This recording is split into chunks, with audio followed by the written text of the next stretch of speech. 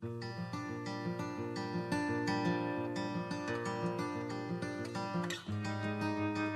is Thursday, January the 11th. Today, Jacob becomes Israel.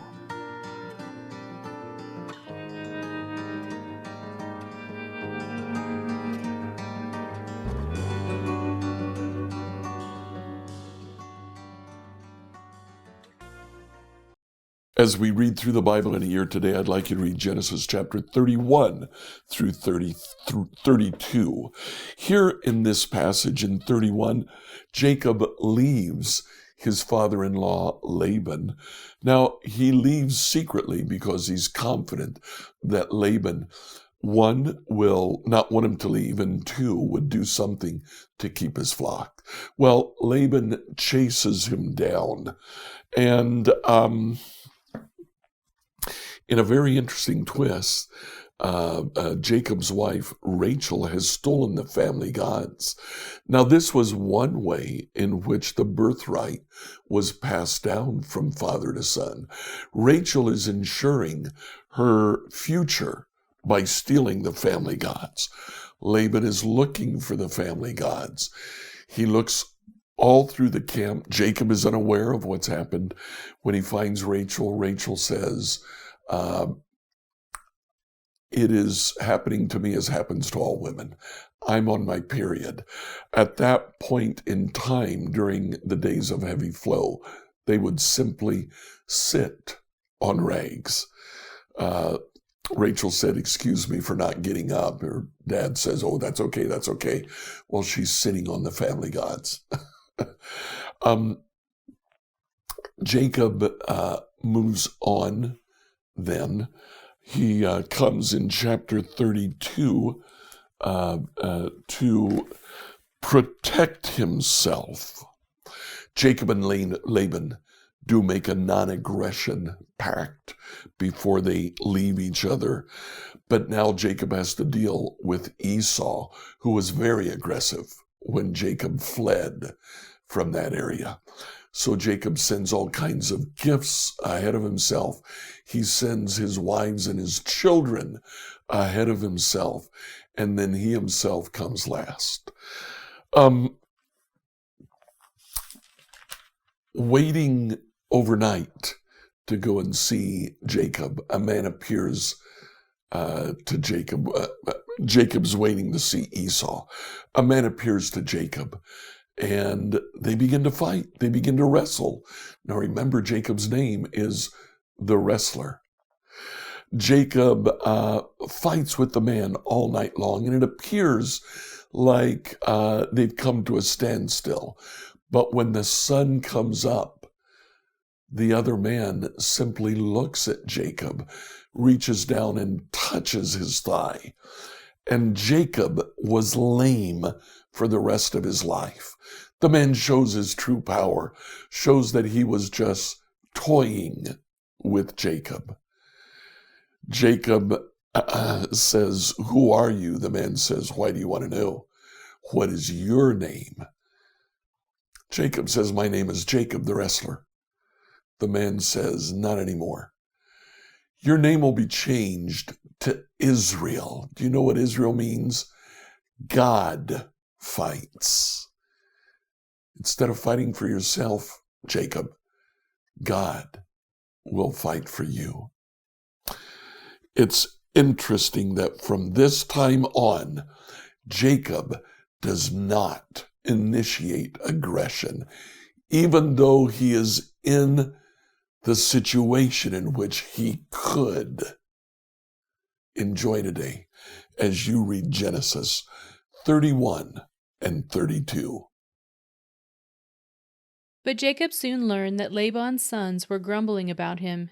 "Jacob has robbed our father of everything," they said.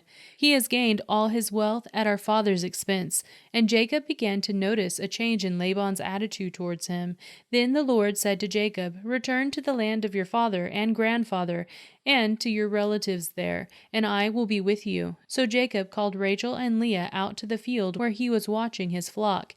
He said to them, I have noticed that your father's attitude towards me has changed, but the God of my father has been with me. You know how hard I have worked for your father, but he has cheated me, changing my wages 10 times. But God has not allowed him to do me any harm. For if he said, the speckled animals will be your wages, the whole flock began to produce speckled young. And when he changed his mind and said, the striped animals will be your wages, then the whole flock produced striped young. In this way, God has taken your father's animals and given them to me. One time during the mating season, I had a dream and saw that the male goats mating the females were streaked, speckled, and spotted. Then in my dream, the angel of God said to me, Jacob, and I replied, Yes, here I am. The angel said, Look up, and you will see that only the streaked, speckled, and spotted males are mating with the females of your flock. For I have seen how Laban has treated you. I am the God who appeared to you at Bethel, the place where you anointed the pillar of stone and made your vow to me. Now get ready and leave this country and return to the land of your birth. Rachel and Leah responded, That is fine with us. We won't inherit any of our father's wealth anyways. He has reduced our rights to those of foreign women, and after he sold us, he wasted the money you paid him for us. All the wealth God has given you from our father legally belongs to us and our children. So go ahead and do whatever God has told you. So Jacob put his wives and children on camels, and he drove all his livestock in front of him. He packed all the belongings he had acquired in Paddan Aram and set out for the land of Canaan, where his father Isaac lived. At the time they left, Laban was some distance away, shearing his sheep. Rachel stole her father's household idols and took them with her. Jacob outwitted Laban the Aramean, for they set out secretly and never told Laban they were leaving. So Jacob took all his possessions with him and crossed the Euphrates River, heading for the hill country of Gilead. 3 days later, Laban was told that Jacob had fled, so he gathered a group of his relatives and set out in hot pursuit. He caught up with Jacob 7 days later in the hill country of Gilead. But the previous night God had appeared to Laban the Aramean in a dream and told him, I am warning you, leave Jacob alone. Laban caught up with Jacob as he was camped in the hill country of Gilead, and he set up his camp not far from Jacob's. What do you mean by deceiving me like this? Laban demanded. How dare you drag my daughters away like prisoners of war? Why did you slip away secretly? Why did you deceive me? And why didn't you say you wanted to leave? I would have given you a farewell feast with singing and music, accompanied by tambourines and harps. Why didn't you let me kiss my daughters and grandchildren and tell them goodbye? You have acted very foolishly. I could destroy you, but the God of your father appeared to me last night and warned me, leave Jacob alone. I can understand your feeling that you must go, and your intense longing for your father's home, but why have you stolen my gods? I rushed away because I was afraid, Jacob answered. I thought you would take your daughters from me by force, but as for your gods, see if you can find them, and let the person who has taken them die. And if you find anything else that belongs to you, identify it before all these relatives of ours, and I will give it back. But Jacob did not know that Rachel had stolen the household idols. Laban went first into Jacob's tent to search there, then to Leah's, and then to the tent of his 2 servant wives. But he found nothing. Finally, he went into Rachel's tent. But Rachel had taken the household idols and hidden them in her camel saddle, and now she was sitting on them. When Laban had searched her tent without finding them, she said to her father, Please, sir, forgive me if I don't get up for you. I am having my monthly period. So Laban continued his search, but he could not find the household idols. Then Jacob became very angry, and he challenged Laban. What is my crime? He demanded. What have I done wrong to make you chase after me as though I were a criminal? You have rummaged through everything I own. Now show me what you have found that belongs to you. Set it out here in front of us before our relatives, for all to see. Let them judge between us. For 20 years I have been with you, caring for your flocks. In all that time your sheep and goats never miscarried. In all those years I never used a single ram of yours for food. If any were attacked and killed by wild animals, I never showed you the carcass and asked you to reduce the count of your flock. No, I took the loss myself. You made me pay for every stolen animal, whether it was taken in broad daylight or in the dark of night. I worked for you through scorching heat of the day and through cold, sleepless nights. Yes, for 20 years I have slaved in your house. I worked for 14 years earning your 2 daughters, and then 6 more years for your flock. And you changed my wages 10 times. In fact, if the God of my father had not been on my side, the God of Abraham and the fearsome God of Isaac, you would have sent me away empty-handed. But God has seen your abuse and my hard work. That is why he appeared to you last night and rebuked you. Then Laban replied to Jacob, These women are my daughters, these children are my grandchildren, and these flocks are my flocks. In fact, everything you see is mine. But what can I do about my daughters and their children? So come, let's make a covenant, you and I, and it will be a witness to our commitment. So Jacob took a stone and set it up as a monument. Then he told his family members, Gather some stones. So they gathered stones and piled them in a heap. Then Jacob and Laban sat down beside the pile of stones to eat a covenant meal. To commemorate the event, Laban called the place Jagar Saradutha, which means witness pile in Aramaic, and Jacob called it Galid, which means witness pile in Hebrew. Then Laban declared, This pile of stones will stand as a witness to remind us of the covenant we have made today. This explains why it was called Galid, witness pile. But it was also called Mizpah, which means watchtower. For Laban said, May the Lord keep watch between us to make sure that we keep this covenant when we are out of each other's sight.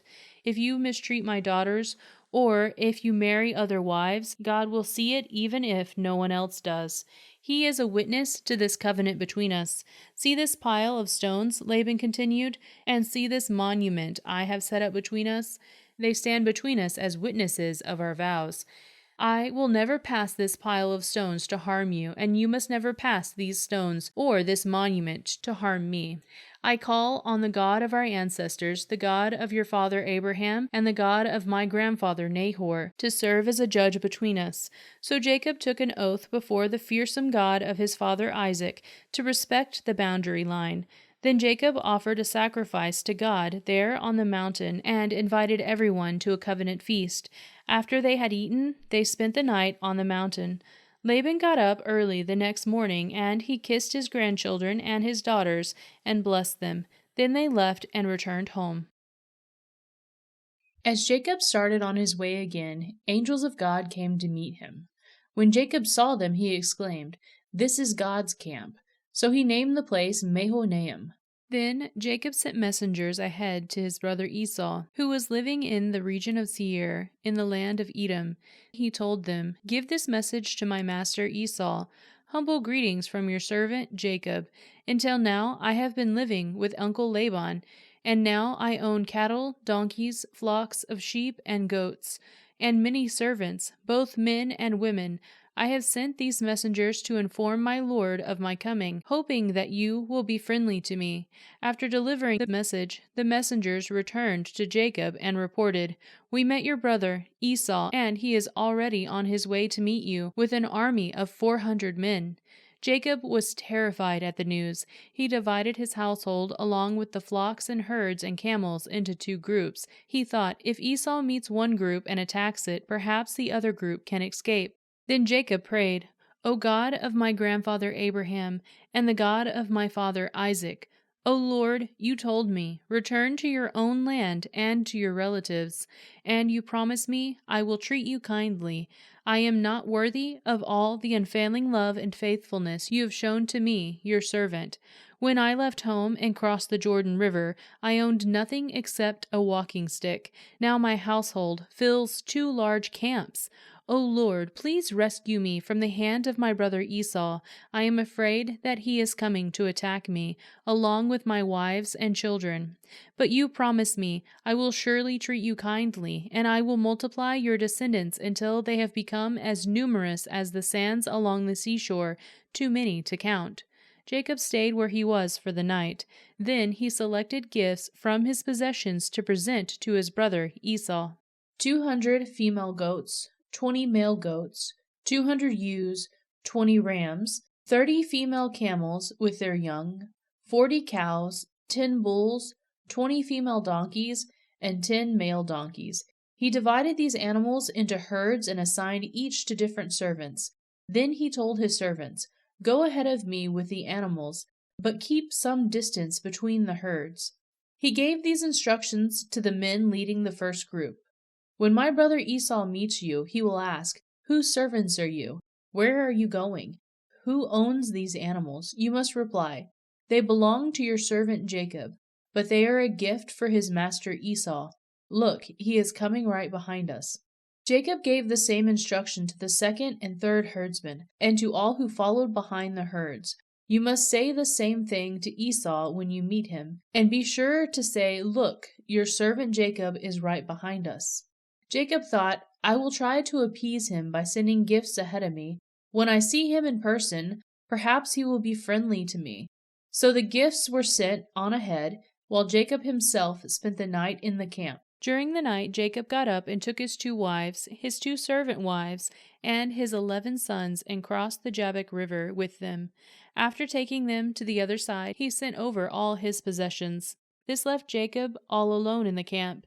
A man came and wrestled with him until the dawn began to break. When the man saw that he would not win the match, he touched Jacob's hip and wrenched it out of its socket. Then the man said, "Let me go, for the dawn is breaking." But Jacob said, "I will not let you go unless you bless me." "What is your name?" the man asked. He replied, "Jacob." "Your name will no longer be Jacob," the man told him. "From now on you will be called Israel, because you have fought with God and with men and have won." "Please tell me your name," Jacob said. "Why do you want to know my name?" the man replied. Then he blessed Jacob there. Jacob named the place Peniel, which means face of God, for he said, "I have seen God face to face, yet my life has been spared." The sun was rising as Jacob left Peniel, and he was limping because of the injury to his hip. Even today, the people of Israel don't eat the tendon near the hip socket because of what happened that night when the man strained the tendon of Jacob's hip. Scripture reading by Emily Herrera. Like, follow, and subscribe to this devotional on whatever platform you use to listen to it. Email your questions to us at questions@becomehope.com. Tomorrow, we'll see Jacob returns. If you'll go to the New Hope Church YouTube channel, New Hope Church Greenwood, IN, you'll find that last Sunday's sermon has been placed all by itself. If you'd like to listen to a sermon and you didn't hear the sermon on Sunday, I'd invite you to go to our YouTube channel, New Hope Church Greenwood, IN, and listen to it.